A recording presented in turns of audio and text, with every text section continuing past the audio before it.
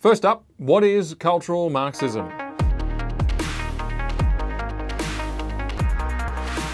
Well, Patrisse Cullors is one of the three co-founders of Black Lives Matter, which is the movement that I and others have been trying to point out for a while now is a Marxist movement. And it turns out it's not just me. Cullors herself let the cat out of the bag on the other day when she did an interview with therealnews.com.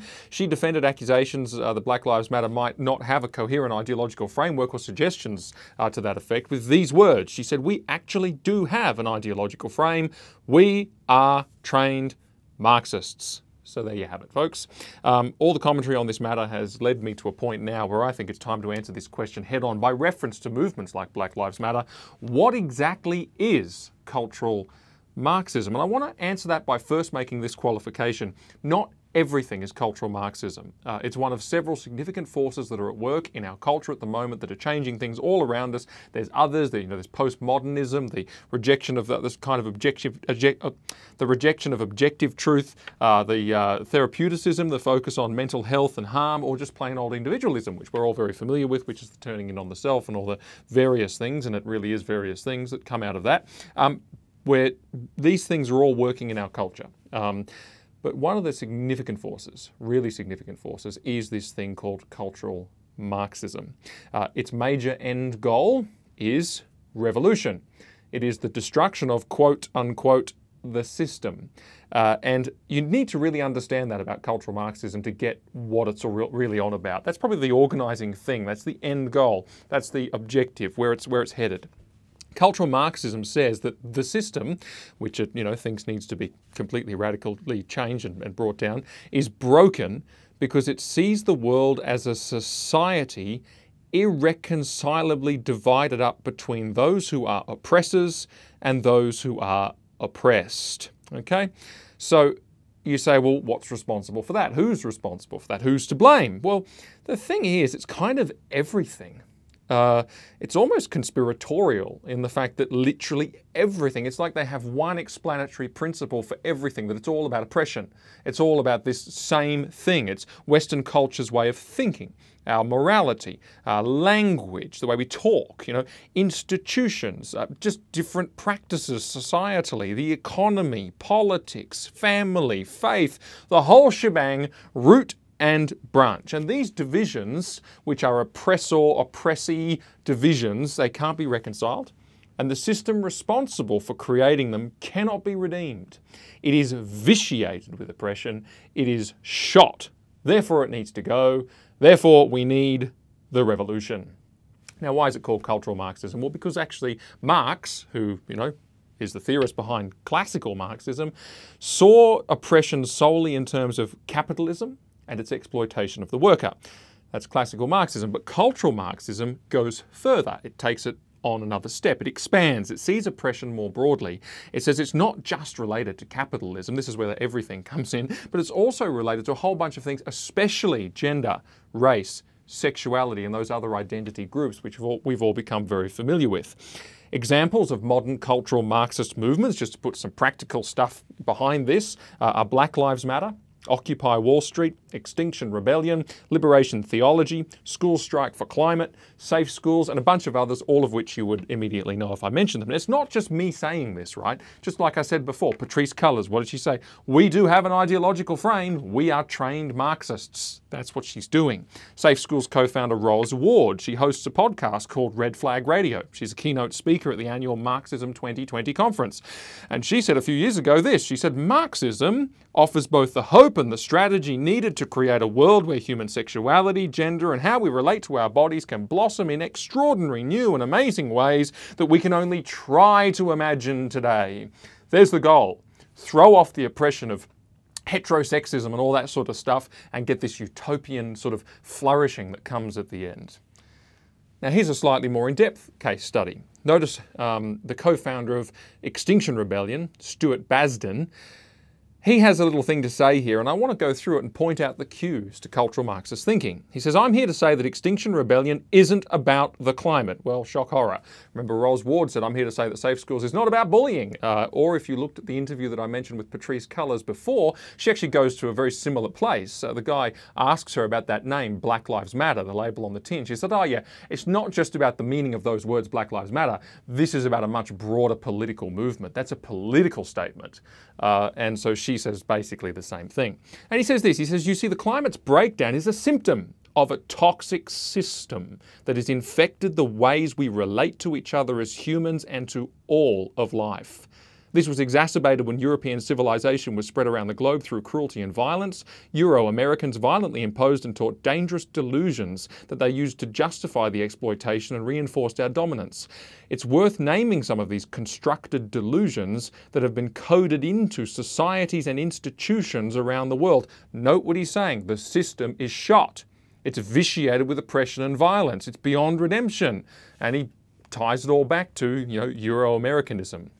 Western Civ, whatever you want to call it. And he says it's all broken. This is 100% classical cultural Marxism, and even more so in what he's about to say, because he points out that this vitiation of oppressive forces is all around these tribal divisions that I've been talking about. So he says, firstly, he lists these delusions. He says the delusion of white supremacy centers whiteness and the experience of white people, constructing and perpetuating the myth that white people and their lives are somehow inherently better and more valuable than people of color. So there's oppressor and oppressed in the dichotomy, the division of racial tribes. The delusion of patriarchy centers the male experience and excludes and hinders female-assigned people from public life, reducing them to a possession or object for ownership or consumption. Patriarchy teaches dominating and competitive behaviors and emphasizes the idea that the world is a place of scarcity, separation, and powerlessness. Again, divided, oppression in the area of sex and gender. The delusions of heterosexism and heteronormativity propagate the idea that heterosexuality is normal and that other expressions of sexuality are deviant. Again, oppressor, oppressed in the dichotomy, the divisions around the LGBTQ and heterosexuality and the rest of it. The delusion of class hierarchy upholds the theory that the rich are leader, better, smarter, nobler than the rest of us and make therefore better decisions. That's really much more classical Marxism. He's back to the old capitalism issue, the class warfare stuff. He says there's other delusions. These delusions are becoming ingrained in all of us, taught to us from a very young age. Again, the system's shot, and note this, it's not just the capitalist empire of government, it's not just classical Marxism, the economics and stuff, but even the way we think, the way we speak, the way we relate. He says there very early on, he says the ways we relate to each other as humans and to all of life. It's completely comprehensive, and therefore it's time for the revolution. Extinction Rebellion, right? It's time to overthrow, to wreck the joint. Now, this is a very real movement, this cultural Marxism. It didn't just come up overnight. Let me read to you one more example of an organization. This is called the Combahee River Collective. This is a Boston-based black feminist organization. And I'll tell you why I'm reading this one in particular in just a second, but hear me out. These guys are really clear. They say, we are a collective of black feminists who have been meeting together in the process of defining and clarifying our politics, while at the same time doing political work within our own group and in coalition with other progressive organizations and movements.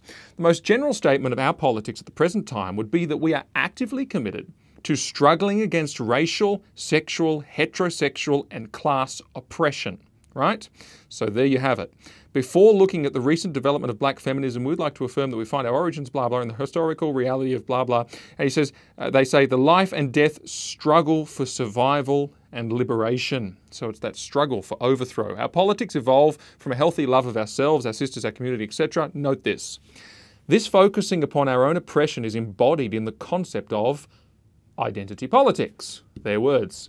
We believe that the most profound and potentially most radical politics come directly out of our own identity, as opposed to working to end somebody else's oppression. We realize that the liberation of all oppressed peoples necessitates the destruction of the political economic systems of capitalism and imperialism as well as patriarchy. Although we're in essential agreement, they're going the same directions entirely. Identity politics, it's all about the intersectionality, the tribes that I belong to, and we need to use that to destroy the system that's oppressing those tribes and those identities that I have. And then they say this. Although we're in essential agreement with Marx's theory as it applied to the very specific economic relationships he analysed, we know that his analysis must be extended further in order for us to understand our specific economic situation as black women. See? More identities, more analysis, more spreading out of the culture, the Marxist dogma of oppression into those areas. Cultural Marxism. And they actually finish with this. They say, we haven't the faintest notion that what possible revolutionary role white heterosexual men could fulfill, since they are the very embodiment of reactionary vested interest power. So thanks, ladies.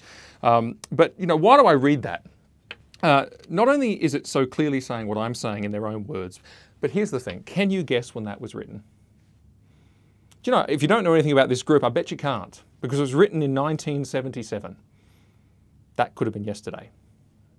Cultural Marxism is real. It's been around for a while. It's having a monumental impact on our thinking today. And I would say in many cases, especially the younger you get, it, to use a word I used before, vitiates your thinking. But I want to notice two things. Firstly, I want to make a practical comment, then I want to make a spiritual comment. Firstly, notice that the key difference with cultural Marxism and other political movements is the difference between revolution and reform. You take the civil rights movement, for example. Cultural Marxism says that the system is irredeemably corrupt and therefore must be ruined completely. Civil rights movement said nothing of the sort. Civil rights movement said the system is actually pretty good, but it needs to be fixed because there's certain people who don't have full participation in this system. There's certain people who are being pushed to the edges, and that was absolutely true. And so they got busy to reform. Fast forward a few decades and America elects a black president in a landslide twice, right? I mean, if you'd said to somebody 15 years ago, what would it take for America to prove that it's given up on racism? I think people would say, elect a black president. That's an amazingly powerful thing. Fast forward a few decades, you've got Western societies with welfare states that seek to benefit racial minorities. They've got scholarships and bursaries for the education of racial minorities. They have legislation to protect the land, culture and heritage of Indigenous peoples. They have tribunals to police acts of discrimination against racial minorities. They have refugee programs to bring racial minorities to freedom. They are integrated multicultural societies that consistently and time again are rated as the least racist societies on the planet by some margin. This is just in the example of race. But see, this is the thing, cultural Marxism, you heard Stuart Basden, he has to go back hundreds of years to talk about European conquests around the world in order to justify what he's saying today. Cultural Marxism is stuck in the past. You know, you can look at any area of society, any, whether it be the legal system, whether it be the welfare state, the economy, human rights, the environment, doesn't matter, I could go on and on. Every part of the so-called system is radically transformed compared to where it was not that long ago. The system is reformable. The civil rights movement was correct. The cultural Marxists are wrong. You know, there's a reason that the world, the whole world, for many decades now, has been desperate to find ways to live in a Western country.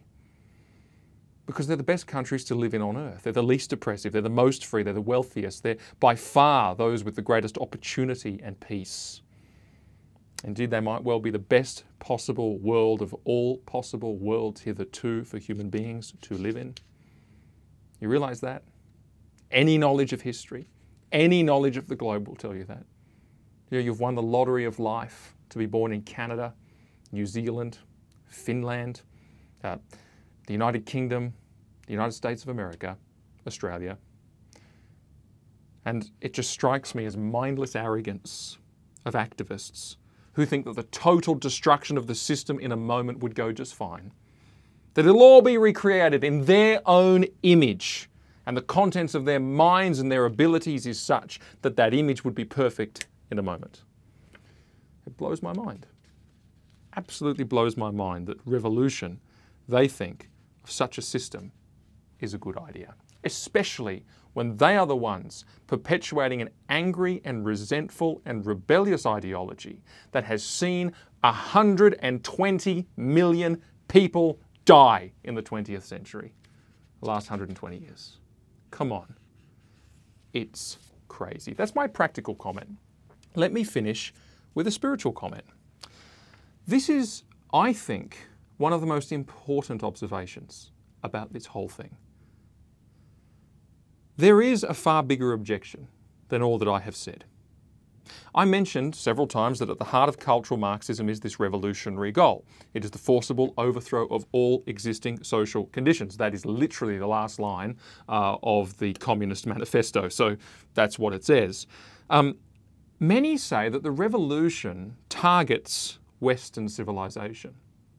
And I've been criticised on this basis that, oh, well, you're just sticking up for Western civ. Why are you so obsessed with it?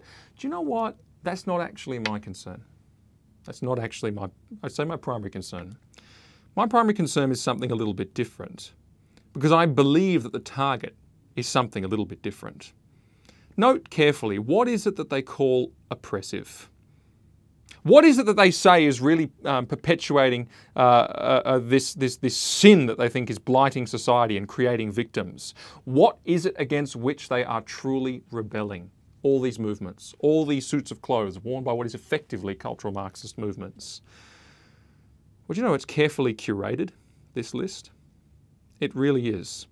It's actually extraordinary. I'm going to read them out to you, and I want you to think carefully about what is it that's the common theme between this list. Let's start with the family. The Black Lives Matter statement is clear. They reject the nuclear family. They all do. Marriage. Cultural Marxists call it patriarchy. Gender. Cultural Marxists say that binary gender is oppression. That's what they're telling your kids so that they can flourish in new and extraordinary ways that we can't imagine, according to Ros Ward. Sex. Heterosexuality is killing sexual minorities. It's oppressing them. It's harming them dreadfully. And we need to cast off those shackles so that anything and everything is acceptable. Children. They're absolutely, totally pro-abortion. Black Lives Matter, again, their statement of what we believe is quite, or their comments on this stuff is quite clear. They champion abortion rights. And do you know that even the UN now calls it the motherhood penalty when women have children and look after them, which is quite sick in my opinion, but there you go. They call it that. Patriarchy. The fact that many who would lead throughout history have been men. Work. The Marxist utopia does not value work as a legitimate means of bettering yourself. It is not an honourable endeavour. Justice. Black Lives Matter, or at least the movement for Black Lives, of which they are a member, wants to defund the police, close down jails, and a host of other things. To read it is quite alarming and extraordinary. They truly do believe that the enforcement of right and wrong is oppression, and it must go. The state. It's a revolutionary movement that seeks to overthrow government as it is. Religion, rejecting religion. And if I had the time, I could go through a whole bunch of quotes from these people about what they say about religion. Marx himself said that religion was the opiate of the masses. All these things, right? I said, think about what is it that ties them together. There is a common theme in this collection. And the answer is that all of these are God's good things. Actually, most of them are what theologians would call creation ordinances. Things that God has baked into the very fabric of the world, the way it's actually been designed on moral principles. And these things are baked into the fabric of the world and revealed to us for our good and for our blessing. Cultural Marxism rejects morality. It rejects good, and it says that those things which underpin all of these things we've just gone through are oppression and oppressive. Marriage is not oppression. Man and woman were made for each other. Children are not oppression. They are amongst God's greatest gifts and the greatest endeavour of anyone's life. Gender is not oppression. It's precisely how you were made, and it forms part of your life's calling. The state is not oppression. It's ordained by God. Justice is not oppression. We all yearn for the day that all evil will be done away with and judged. And we yearn for the day when righteousness will be reigning supreme. Morality is not oppression. God designed the world. He has the instruction manual. He's revealed it for our good because He is good. Cultural Marxism is an astoundingly sinister business. It says that we are labouring in struggle, awaiting redemption, but that redemption is the destruction of God's good things, all of which we see around us are under attack.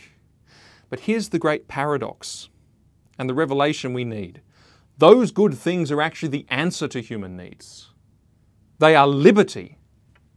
The true oppression is living in rebellion against God. That was the truth of it on the important topic of what is cultural Marxism. Thank you for watching. Please like and subscribe by hitting the icons below, and make sure you hit the grey bell as well so you get notified when there's a new video. And if you want to watch more, you can click on the links right about here. Thank you.